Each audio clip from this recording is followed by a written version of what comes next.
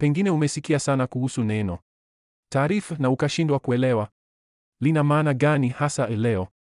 Tutaelewa kwa kina maana ya tarifu kama ushuru wa forodha. Tutaona jinsi Marekani na China walivyoingia kwenye mgogoro wa kibiashara na kwa nini hayo yote yanatuhusu sisi hapa Tanzania. Sehemu ya kwanza. Tarifu ni nini? Tarifu ni aina ya ushuru au kodi inayotozwa kwa bidhaa zinazoagizwa kutoka nje ya nchi au zinazouzwa kwenda nje. Kwa lugha rahisi, ni kama ada ya kuingiza bidhaa sokoni mwa nchi. Serikali hutumia ushuru huu kwa sababu mbalimbali. Moja, ni kulinda viwanda na bidhaa za ndani dhidi ya ushindani kutoka nje. Pili, ni kukusanya mapato kwa maendeleo ya taifa. Na tatu, ni kutengeneza usawa wa kibiashara kati ya nchi. Kwa mfano, kama Tanzania inaagiza nguo kutoka nje, halafu nguo hizo zinauzwa kwa bei ya chini kuliko zinazotengenezwa hapa nchini, basi serikali inaweza kuweka tarifu ili kuhakikisha kuwa wazalishaji wa ndani hawapotezi soko. Sehemu ya pili.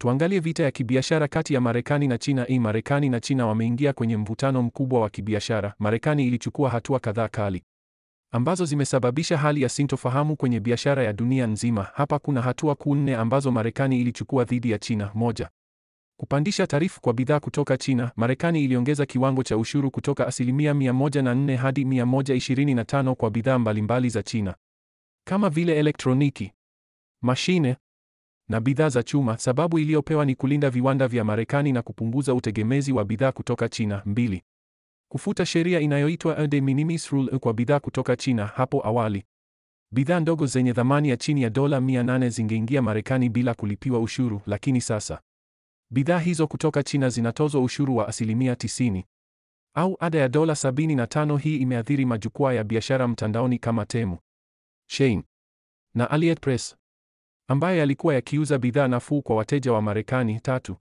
kisingizio cha usalama wa taifa. Marekani inasema kuwa kutegemea China katika sekta nyeti kama dawa, mashine za teknolojia ya juu na vifaa vya kielektroniki ni hatari kwa usalama wake wa kitaifa. Hivyo hatua hizi zinatajwa kuwa ni kinga ya kiusalama, si tu biashara. Nne, kuzuia teknolojia ya China. Marekani imezuia baadhi ya kampuni za China kupata teknolojia kutoka kwa makampuni ya Kimarekani. Pia imehimiza makampuni ya Marekani kuhamisha viwanda kutoka China kwenda nchi rafiki au kurudisha uzalishaji nyumbani. Sehemu ya tatu. Hebu tuangalie madhara kwa dunia nzima kutokana na mzozo huu. Mzozo huu wa biashara haujaathiri tu Marekani na China, bali umeikumba dunia nzima kwa namna nyingi. Biashara za kimataifa zimepungua, gharama za bidhaa zimeongezeka, msururu wa usambazaji umevurugika, na kampuni nyingi zinalazimika kufanya maamuzi ya upande gani wa kuunga mkono China au Marekani. Sehemu ya 4.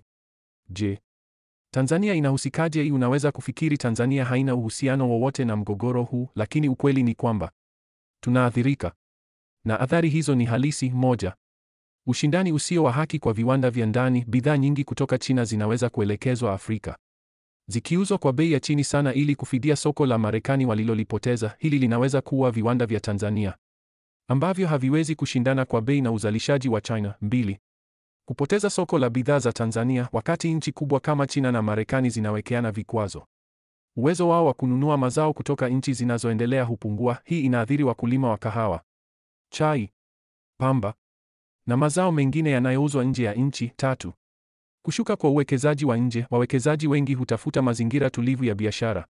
Mvutano huu unaweza kuwafanya waogope kuwekeza Afrika kwa hofu ya kusambaratika kwa masoko ya kimataifa. Nne, kuongezeka kwa bidhaa feki na zisizo na ubora. Katika harakati za kupunguza hasara, baadhi ya makampuni yanaweza kuleta bidhaa zenye ubora wa chini Afrika ili kufidia mapato walioyapoteza kwingine. Tano, kudhoofika kwa sarafu na uchumi wa Tanzania. Tukizidi kuagiza zaidi kuliko tunavyouza, akiba ya fedha za kigeni inapungua, shilingi inadhoofika na bei za bidhaa huongezeka.